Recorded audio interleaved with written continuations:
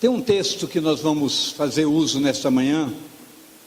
Eu gostaria de... o texto vai em Lucas capítulo 24, e dos versos 13 até 31. Mas nós vamos por etapa. Nós vamos primeiro ler os versos 13 e 14.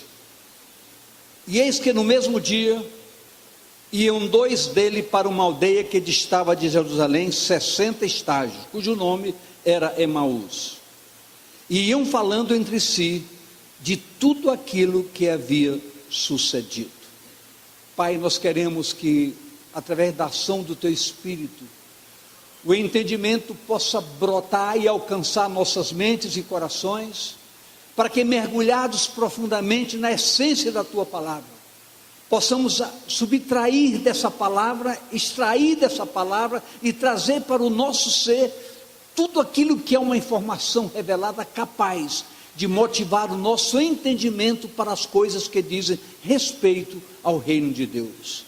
Que as mais ricas bênçãos dos céus se derramem sobre este arraial, e todos sejam tocados com a chuva dessa graça, dessa preciosa unção que é imprescindível, para que todos nós possamos compreender, possamos entender as coisas próprias do reino de Deus, através das quais poderemos ter um caminhar mais bem sucedido, mais forte, mais tranquilo, mais seguro, e a nossa expectativa de salvação se aprimore intensamente em nossas vidas. Que Tu abençoe a Tua igreja nesta manhã, com muita paz, com muita alegria, com saúde, com transformações extraordinárias, para que todos sejam nutridos através da Tua palavra, e a Tua palavra seja um bálsamo de alegria para cada coração. É assim que nós ministramos bênçãos sobre todo este arraial nesta manhã, orando ao Senhor, pedindo que o Senhor concretize essas preciosas bênçãos, porque nós fazemos isso, orando ao Senhor. Pode sentar, por favor.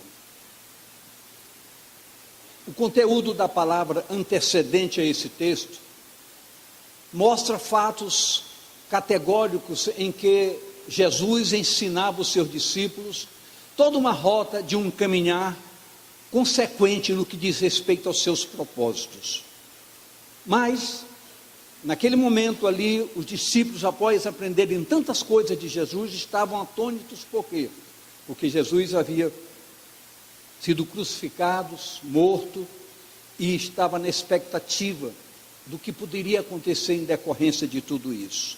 E diz a palavra no texto que nós lemos, que eles conversavam a respeito dos fatos acontecidos, morte, sepultamento e a expectativa do que resultaria em tudo isso. Queremos dizer para esta igreja nesta manhã, que o reino de Deus tem suas peculiaridades, suas particularidades. As coisas não são perceptíveis sem que haja busca, diga comigo, busca, revelação, envolvimento, compromisso e participação responsável. Se nós não mergulharmos profundamente para entendermos as coisas de Deus como elas são devidamente, nós nos tornaremos meramente e simplesmente religiosos, sem entender a essência construtiva e fortalecedora de uma fé que se torna e precisa se tornar inabalável para todos nós. Que tipo de fé eu falei? Fé inabalável. Significa nada, nenhuma circunstância poderá abalar a nossa fé, se nós conhecermos os princípios que sustentam essa fé e a razão pela qual essa fé precisa nutrir todas as nossas expectativas. É uma ação poderosa da graça de Deus disponibilizada para todos nós. É só buscarmos, é só querermos, buscando a revelação, tendo um compromisso efetivo e uma participação muito responsável para com as coisas do reino. Tudo isso em plena ação operativa do Espírito Santo. Quem é o ser que pode, Edinho, nutrir, orientar, instrumentalizar tudo aquilo que podemos sacar do reino? Um ser chamado Espírito Santo de Deus. Esse Espírito foi dado para quê? Para nos ensinar todas as coisas. Todas as coisas. Ensinar o que, queridos? Todas as coisas. Esses fatos acontecidos evidenciavam a manifestação do reino de Deus, disponibilizada para todos, fatos quais Jesus veio com um propósito de Deus, um propósito chamado redentor. Os pastores aqui, nós não combinamos o que cada um ministrará no domingo, que está na responsabilidade de cada um. Todos têm a escolha livre através de uma unção do Espírito para trabalharmos naquilo que diz respeito à demanda da igreja, a necessidade da igreja ser nutrida, ser orientada, ser ensinada devidamente. Nos 3 últimos domingos passados, ouvimos aqui sobre o escândalo da cruz, ouvimos aqui sobre a história do livro de Ruth, falando sobre a necessidade de buscarmos um direcionamento de Deus e sabermos retornar às nossas origens no momento certo, e também sobre o significado da redenção, da justificação, de que Jesus foi feito pecado por nós, para que nós fôssemos feitos justiça de Deus. Toda uma preocupação nos pastores de informar a igreja sobre a necessidade de uma preparação para o tempo em que nós vivemos. Vivemos um tempo em que lá fora nos desafia de maneira extraordinária. Os acontecimentos lá de fora são terríveis, mas todos estão fundamentados, asseverados na palavra revelada de Deus, e nós não podemos desconhecer nada disso. Continuando no texto que nós estamos trabalhando nesta manhã, chegamos aos versos 15 e 16, que diz assim: e aconteceu que, indo eles falando entre si, fazendo perguntas uns ao outro, o mesmo Jesus se aproximou e ia com eles, mas os olhos deles estavam como que fechados, para que não o conhecessem, conversando e ainda impactados, porque Jesus veio, Jesus era a esperança de todos eles. Jesus morreu, foi crucificado, e eles ficaram atônitos, sem saber o que fazer. Não conseguiam entender a dimensão de que tudo tinha acontecido, ainda estavam bloqueados da visão do reino. Por que razão eles estavam bloqueados?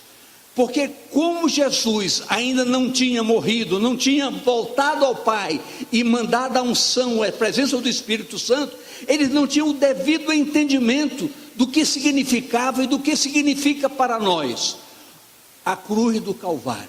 Eu queria olhar para você e perguntar: você tem a plena convicção do que significa para a sua vida a cruz do Calvário? Você tem essa noção real do que isso significa para a sua vida? Se você se perguntar, e se você mergulhar profundamente, você iria entender algo tão fundamental, que pode mudar a nossa história, se tivermos a avidez de entender a essência do fato.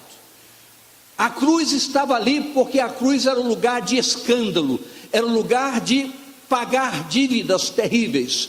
Como o lugar ali estava reservado para a minha presença e para a sua presença, e como nós não fomos culpados, porque não estávamos lá quando a desobediência aconteceu na pessoa de Adão, mas Deus, sabendo que a sua justiça precisava acontecer, o pecado foi castigado em Jesus, e o meu lugar, que era ali, foi transferido, eu fui tirado, e Jesus foi feito pecado por mim, para que eu fosse feito justiça de Deus. Então eu preciso entender que toda a minha culpa, se eu pagar um preço qualquer, foi paga, e eu estou livre para dizer: eu posso ser um homem santo, eu posso ser um homem livre, eu posso caminhar para a salvação, e ninguém pode impedir a minha caminhada, porque toda a minha dívida foi devidamente paga.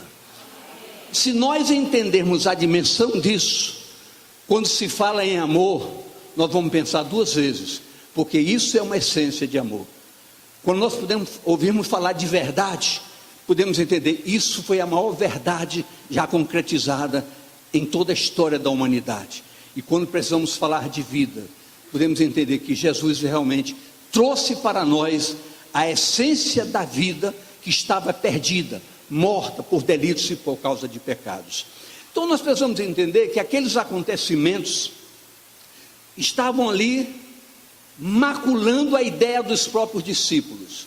Esses discípulos andavam com Jesus, ouviam de Jesus, sabiam tudo que Jesus ensinava, mas não conseguiram perceber a intensidade do que era e do que é a graça de Deus em Cristo Jesus, o que é justificação efetiva, o que é remissão de pecados, o que é trazer de volta uma vida que estava condenada para uma redenção plena.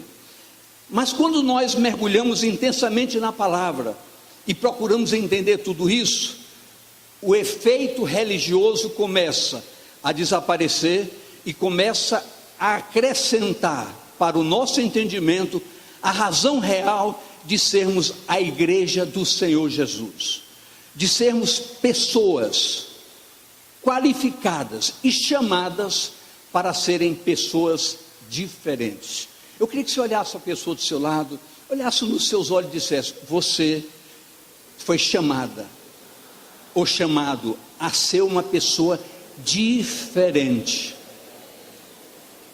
Agora, qual é a diferença? Qual é a diferença que se pode fazer em pessoas tão semelhantes, não iguais, mas tão semelhantes? Qual a diferença que se pode perceber, se pode agregar? Alguém que esteja em nós fazendo essa diferença. Esse ser chama-se Espírito Santo de Deus.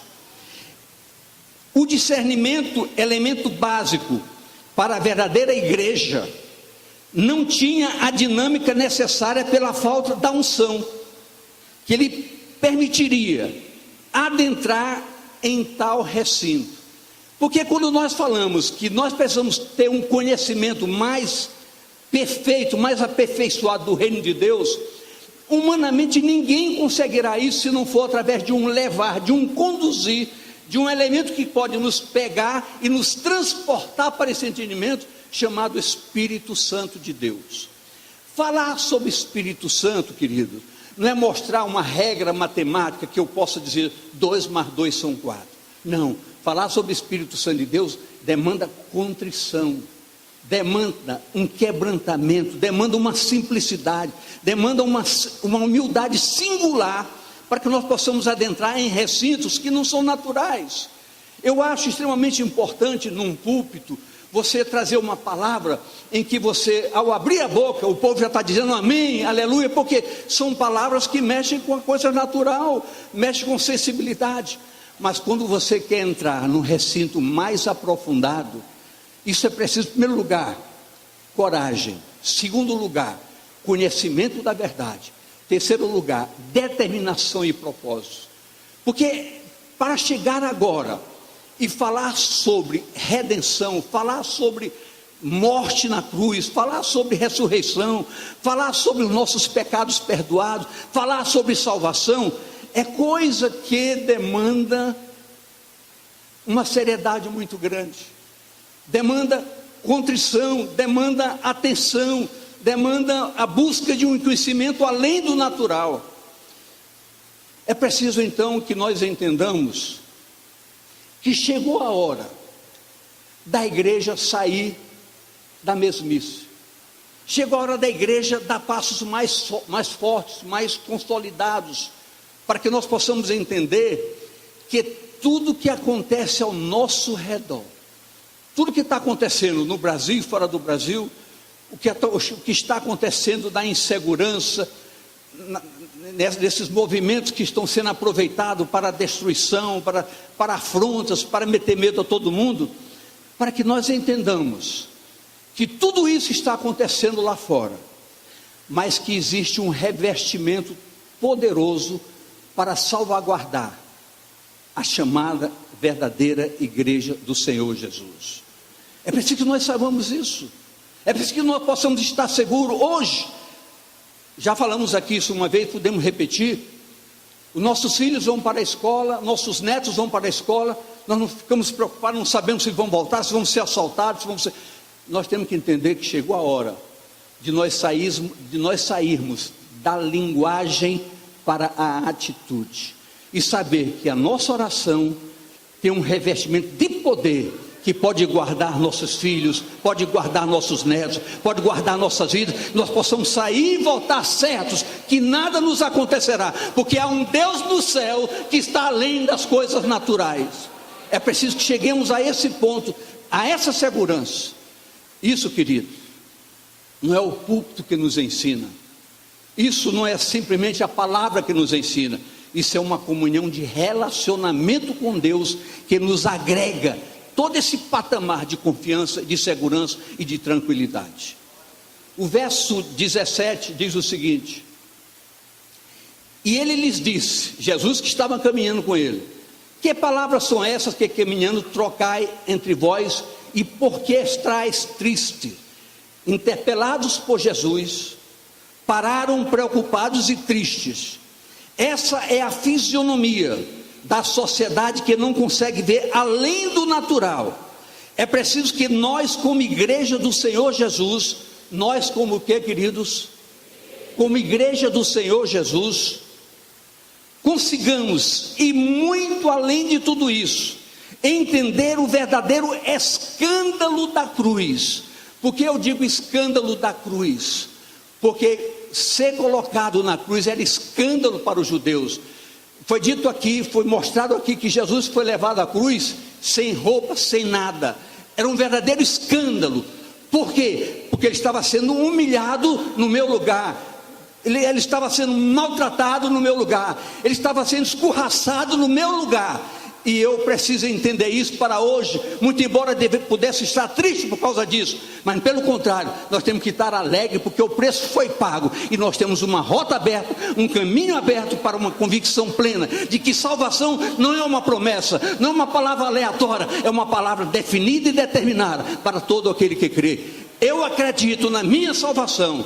Eu posso tomar posse na minha salvação e ter certeza que o escândalo da cruz foi um preço pago para a minha convicção plena de que a salvação é algo que vem de Deus e pode ser tomado posse por todos aqueles que creem.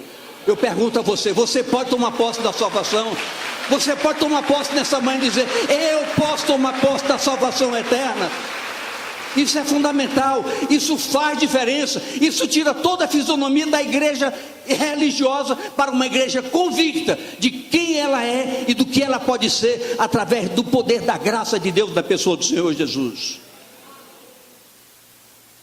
O escândalo da cruz, cujo objetivo, quando por nós alcançados, evidencia-se como o poder de Deus e a sabedoria de Deus.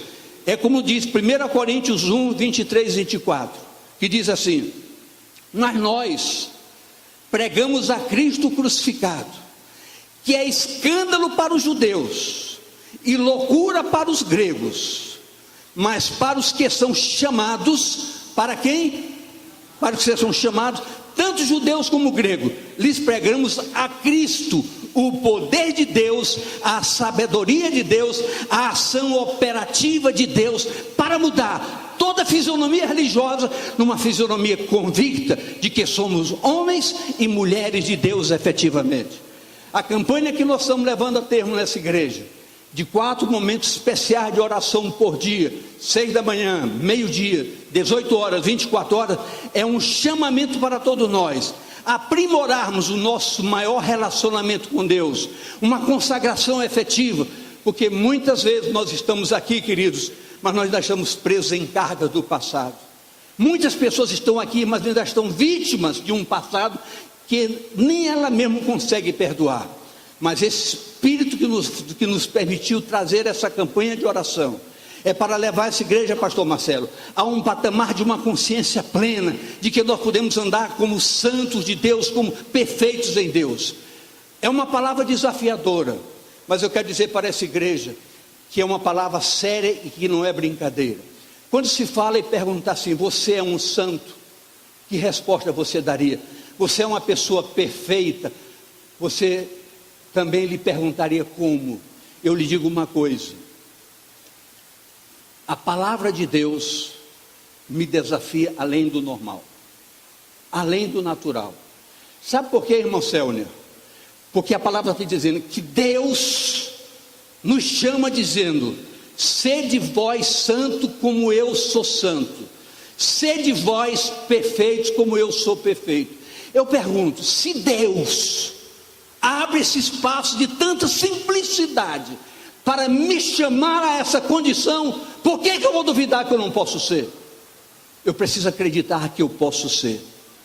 Os desafios estão lá fora, as atrações estão lá fora, mas eu posso ter plena convicção que em Cristo Jesus, na unção do Espírito Santo, eu posso resistir a toda pressão e me manter um homem íntegro, correto e agradável ao coração de Deus. A perfeição nunca eu vou alcançar nesta vida, mas o alvo, como Paulo diz, eu prossigo para o alvo, para o prêmio da soberana vocação de Deus em Cristo. Eu posso não dizer eu sou, mas uma coisa eu faço, no meu coração, no meu espírito, os meus propósitos, é que eu me torne um homem plenamente agradável ao coração de Deus, na perfeição da sua glória, para estar com Ele na eternidade e usufruir a delícia da comunhão da sua presença.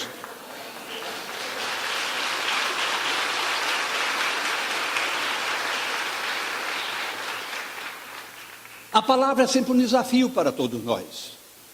A visão da cruz precisa nos chamar para ter atitudes de salvos. O que é que eu falei? Você entendeu? A palavra da cruz precisa me chamar você, para que nós tenhamos atitudes de que somos salvos. Você está entendendo o que eu estou falando?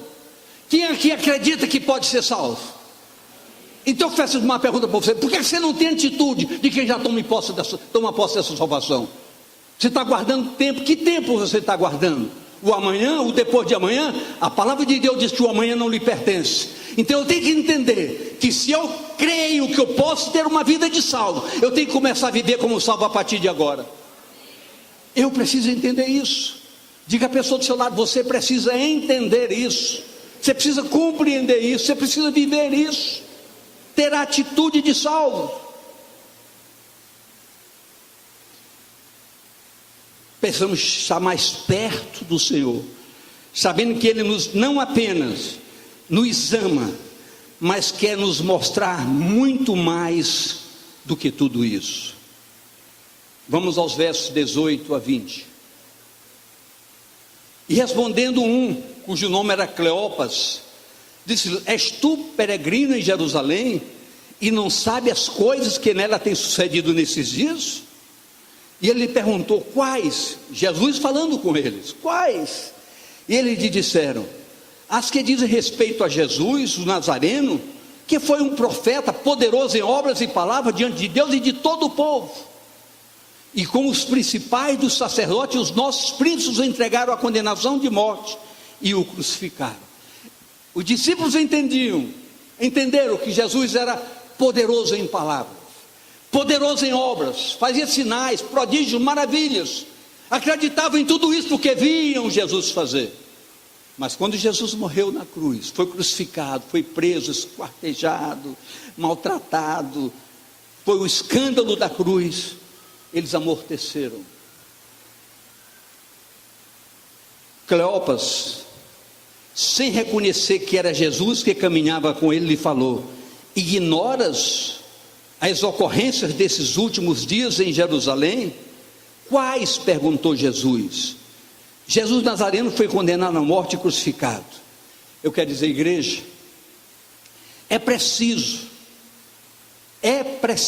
que todos nós, sem exceção, encaremos com mais seriedade os fundamentos que nos dão segurança na palavra de Deus. Os fatos que acontecem em nossos dias, estão todos declarados na sua palavra. Precisamos intensificar nosso compromisso com o Evangelho e termos identidade que nos qualifiquem vivencialmente. Todos nós sabemos o que acontece lá fora: insegurança, prostituição, assaltos, roubos, maltrato, sabemos de tudo isso. A palavra diz que o mundo morre no maligno, que os que se contaminam, que se contaminem mais. Mas por outro lado a palavra diz que os que se santificam, santifiquem-se mais. O que eu posso captar de tudo isso? Que as evidências do mal, do pecado, da maldade se acentuam lá fora, e eu aqui dentro preciso entender que eu sou chamado para o outro lado. Eu sou chamado para onde? Os que se santificam, santifiquem-se mais. É hora de nós dizermos que a nossa identificação como homem e mulher de Deus essa identificação precisa fazer diferença. Eu preciso ser diferente. Foi colocado aqui no domingo passado pelo pastor Elton, que pequenas coisas nós não fazemos diferença. Por exemplo, você estaciona no carro, não está escrito lá proibido. Você tem 20 anos, chega lá, vaga de idoso, você está na vaga de idoso. São pequenas coisas que nós temos que vigiar, porque nós somos diferentes. Eu posso ouvir amém de você? Então nós somos diferentes em tudo, inclusive nas pequenas coisas. É hora de nós fazermos diferença. O mundo só vai ver diferença se nós fizermos diferença. E essa diferença, ela não é construída pelo meu achismo, pela minha condição natural, mas pelo meu conhecimento da graça de Deus e meu compromisso com a salvação eterna. É algo muito sério, que precisa nos chamar a atenção, precisa mover o nosso castiçal de um lugar para o verdadeiro lugar. Posso ouvir amém, queridos? Não podemos estar acomodados diante dos acontecimentos. Eles precisam mexer com um grande despertamento para todos nós. Tempo de se aclarar diante de nós, o chamado tempo do fim. Atentemos para o que nos diz a palavra de Deus em alguns textos que nós vamos ler agora. Primeiro, Isaías 55, que diz o seguinte: o Senhor Jeová me abriu os ouvidos, e eu não fui rebelde, não me retiro para trás. O Senhor me chama para avançar. O Senhor nos chama para quê? Avançar. Abrir os ouvidos para entender as coisas reveladas e darmos passos daqueles que avançam com propósito. Segundo texto, Isaías 51, 9, parte A, que diz: desperta, desperta, veste-te de força, ó braço do Senhor. É preciso que nós entendamos que o ser humano, pastor Monteiro, o ser humano não é capaz de sobrepujar absolutamente nada.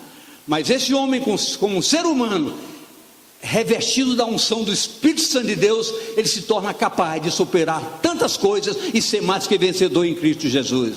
E eu falo isso para você porque você pode. Diga a pessoa do seu lado, mas não só diga, dê um sacudidinha nela. Você pode ser tudo isso em nome do Senhor Jesus.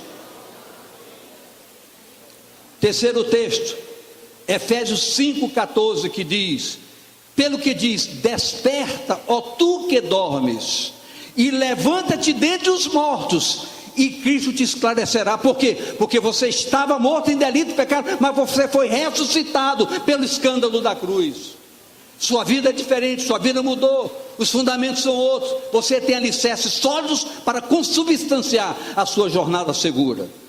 E por fim, Romanos 13, de 11 a 14, que diz: isto digo, conhecendo o tempo, que já é hora de despertarmos do sono, porque a nossa salvação está agora mais perto de nós do que quando aceitamos a fé.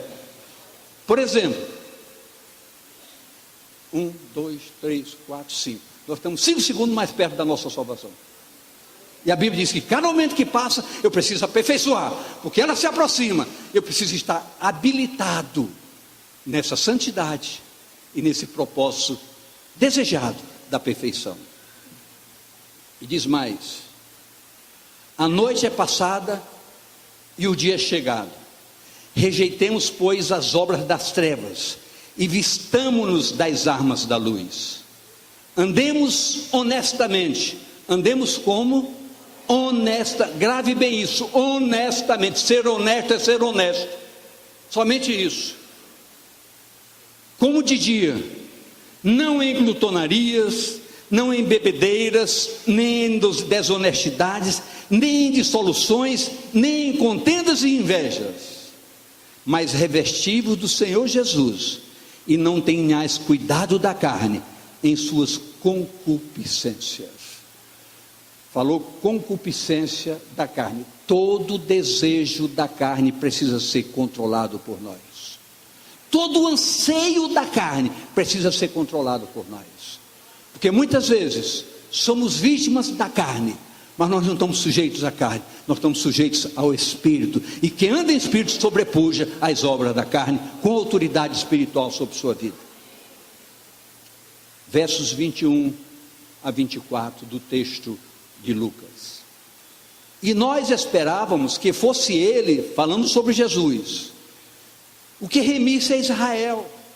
Mas agora, com tudo isto, já é hoje o terceiro dia desde que essas coisas aconteceram. É verdade que também algumas mulheres dentre nós nos maravilharam, as quais de madrugada foram ao sepulcro, e não achando seu corpo, voltaram dizendo que também tinham visto uma visão de anjos, que dizem que ele vive. E alguns dos que estavam conosco foram ao sepulcro e acharam ser assim como as mulheres haviam dito, porém não o viram. A incredulidade, Concita, é a arma que o diabo usa para mexer com cada um de nós. Esses discípulos andaram com Jesus o tempo todo, ouviram todos os relatos do que Jesus viera a fazer. Jesus relatou para eles que Jesus veio com esse propósito, de pagar o preço redentor. Tudo aconteceu, mas os próprios discípulos não acreditavam radicalmente nisso. Quando eu leio isso, quando eu estava estudando sobre isso e pensando agora, eu procuro me colocar na situação de um discípulo e perguntar se também eu não tenho a mesma incredulidade que eles tinham. Pense bem em você. Quantas coisas você ainda faz dando costas à verdade? Quantas atitudes erradas você ainda aceita? Quantos prazeres você aceita, sabendo que o prazer é uma coisa efêmera, é passageira? Você troca tudo isso porque dá as costas para a verdade, do sentido do escândalo da cruz. Não podemos culpar os discípulos, porque muitas vezes nós temos tido o mesmo tipo de comportamento. E quem sabe, neste domingo, nesta manhã do primeiro dia de junho de 2014, nós saímos daqui hoje com um alerta muito sério.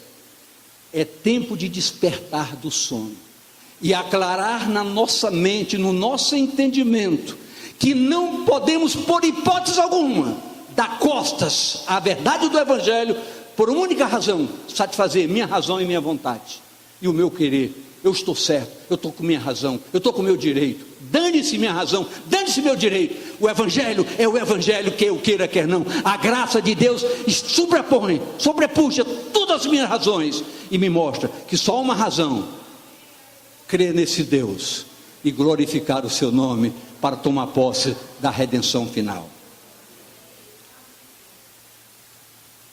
O Evangelho é desafiador. Jesus não pode continuar sendo mistério para nós.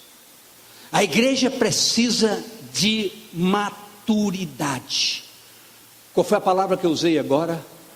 Maturidade. Então diga: eu preciso de maturidade espiritual para poder tomar posse de todos esses fundamentos, porque são esses fundamentos que vão me dar sustentação, vão permitir que eu alicerce a minha salvação com uma convicção plena, de cabeça erguida, sabendo que todos os desafios virão, mas a todos nós poderemos sobrepujar, porque o poder de Deus é maior do que todas essas coisas. Ou nós acreditamos, ou nós não acreditamos, ou nós tomamos posse, ou nós daremos as costas.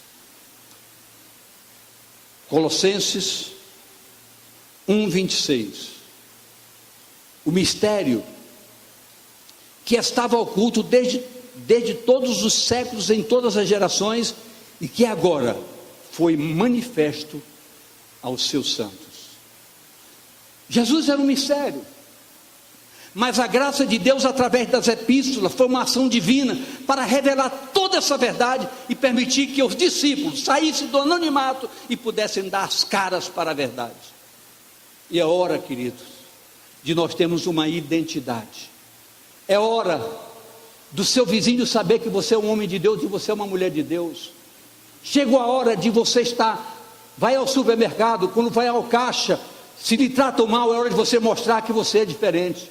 É hora de você mostrar que você é um homem de Deus, que você é uma mulher de Deus. É hora de, em qualquer lugar onde você estiver, você fazer questão de evidenciar. Não precisa você dizer, é preciso você viver, para que todos vejam que verdadeiramente você é diferente. Você faz diferença. Não é bom a gente chegar a um lugar onde a gente vai e dizer, olha, eu sou pastor. Não, deixa que a pessoa note que você é diferente, e chega e lhe pergunte, quem é o Senhor? Amém, queridos? Então diga a pessoa do seu lado, meu irmão, é hora de você fazer diferença, é hora de você ter uma identidade. A oração abre portas da palavra para nos levar a isso. Colossenses 4:3 diz o seguinte: orando também juntamente por nós, para que Deus nos abra a porta da palavra, a fim de falarmos do mistério Cristo, pelo qual estou também preso. É hora de você pedir que Deus lhe dê a oportunidade de se identificar como você é, não como pensam que você é, mas como você é de fato e de direito. Os dois que estavam caminhando com Jesus no caminho de Emaús eram discípulos, ouviram, conviveram, experimentaram as maravilhas do Senhor Jesus. Contudo, faltava essa unção capaz de dar uma identidade efetiva para eles. Os versos 25 e 27 nos dizem: e ele lhe disse, ó nécios e tardos de coração, para crer tudo que os profetas disseram, porventura não convinha que o Cristo padecesse essas coisas e entrasse na sua glória? E começando por Moisés e por todos os profetas, explicava-lhes o que deles se achava em todas as Escrituras. Tem algumas pessoas que só meditam no Novo Testamento.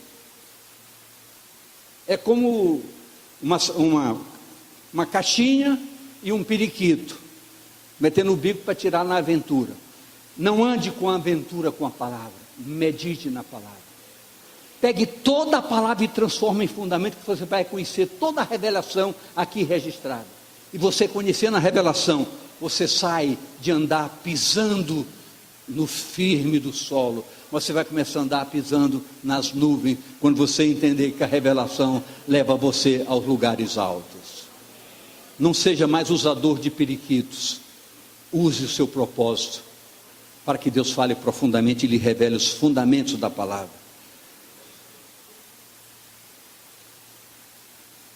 A dureza e retardamento espiritual foram um fato evidente, mesmo para discípulos, o que impediu que interagissem com Jesus naquela conversa. Logo, todos nós precisamos entender que a visão do reino, o que eu falei? A visão do reino nos desafia a coisas maiores, cuja percepção demanda um discernimento espiritual, exclusivamente espiritual.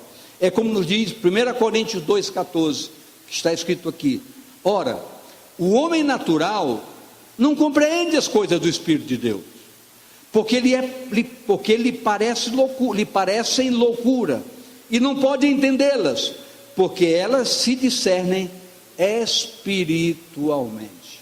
Nós temos o Espírito, mas se não dermos condições adequadas para que ele possa ter liberdade em nossas vidas, não acontece absolutamente nada.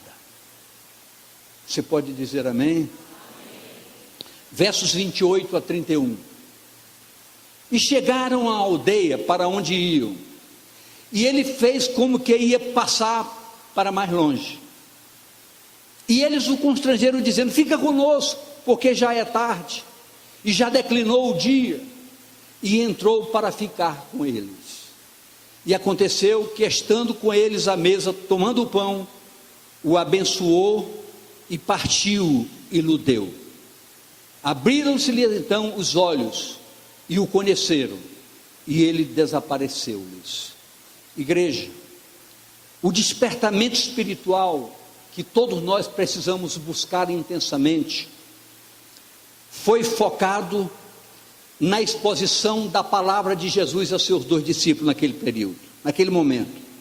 E em decorrência, o constrangeram a ficar com eles.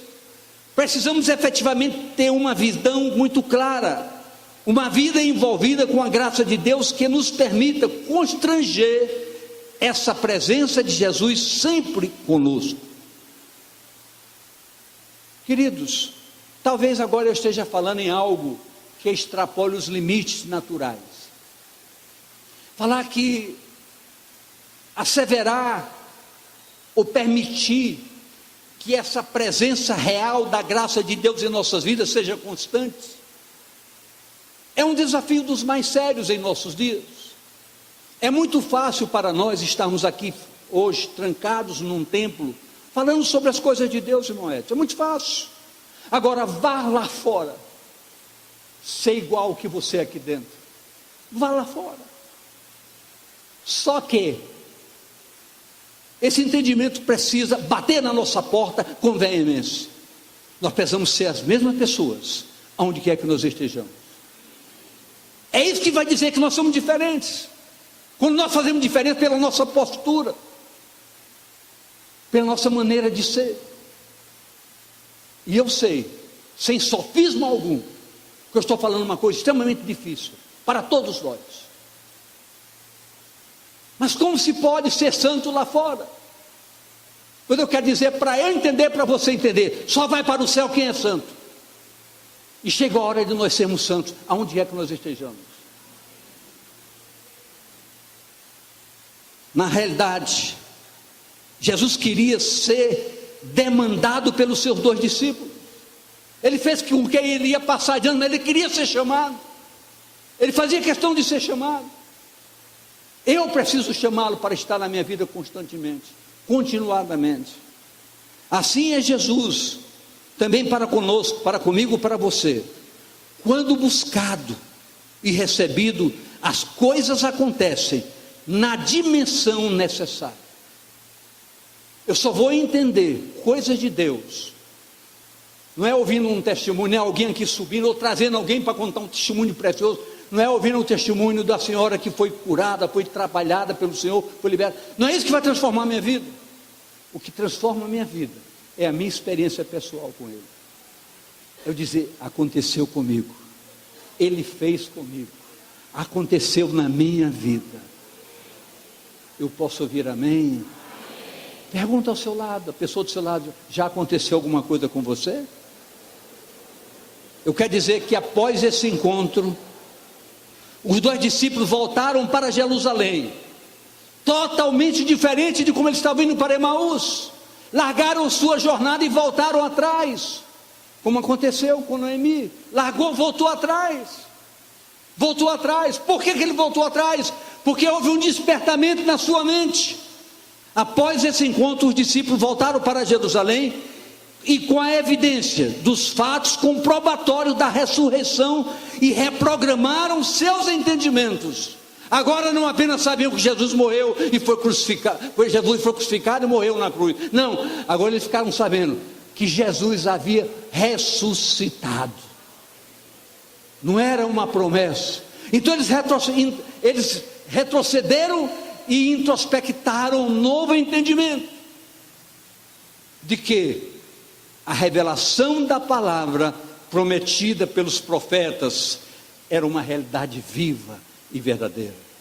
Aprenda a meditar, aprenda a orar essa palavra, aprenda a se envolver com a palavra de Deus, que você vai ver coisas preciosas na sua vida. Ganhe tempo, não vou dizer gaste tempo, mas ganhe tempo meditando. Tire momentos para meditar. Pegue papel, pegue lápis, escreva, faça comparações, texto com texto, correlações com a própria palavra.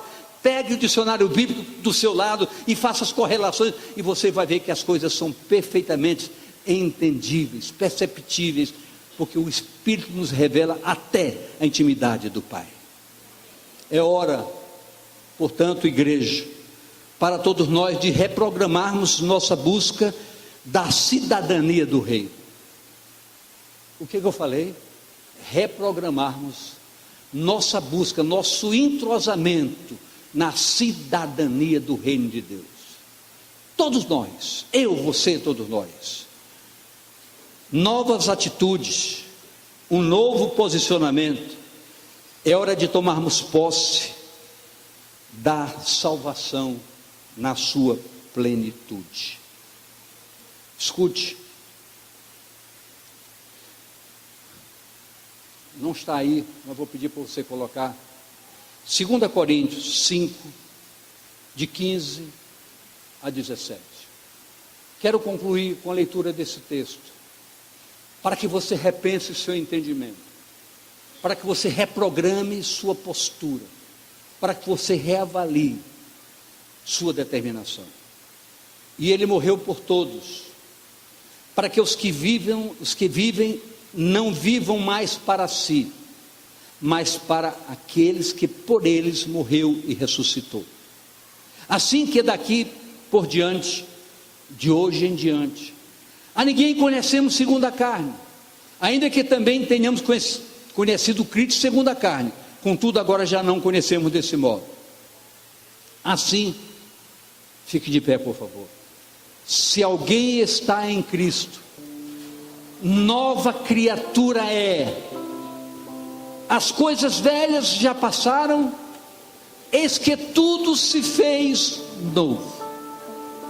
Mas fazendo alusão a um texto bíblico que está na carta de Paulo aos Romanos, nos versos 6 e 4 e 7 e 6, quando ele diz: de agora em diante, andemos em novidade de vida e em novidade de espírito. É esse o chamamento, é essa a programação que a palavra desta manhã traz como revelação para as nossas vidas. Não é um sermão escrito com palavras programadas ou imaginadas, objetivando tocar em você. Não, é o relato vivo da palavra de Deus, que objetiva nutrir suas expectativas e gerar transformações capazes de fazer de você um ser que caminha em santidade e em perfeição para a salvação eterna. Que Deus lhe abençoe.